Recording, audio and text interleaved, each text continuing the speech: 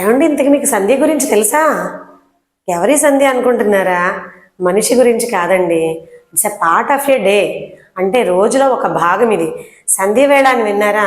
ముఖ్యంగా మన పంతులు గారులు ఉంటారు కదా, గుళ్ళో పూజలు చేస్తుంటారు, అలాగే పౌరోహిత్యం చేసేవాళ్ళు మార్నింగ్ ఈవినింగ్ సంధ్య వేళలో దేవుడికి అర్ఘ్యము అలా అంటే నది ఒడ్డుకి వెళ్ళి అలా చేస్తుంటారు కదా. చూసారా సంధ్య వేళ?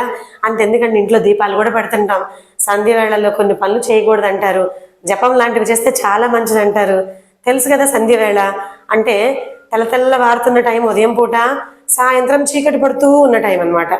అంటే పూర్తిగా తెల్లవారదు, అలాగని పూర్తిగా చీకటి ఉండదు. సో అలాంటి టైం అనమాట. దీన్ని మనం సంధ్య అంటాం. దీన్నే ఇంగ్లీష్లో ట్విలైట్. మార్నింగ్ ట్విలైట్ ఉదయ సంధ్య, ఈవినింగ్ ట్విలైట్ సాయంత్ర సంధ్య. The time between dawn and sunrise, the time between dusk and sunset.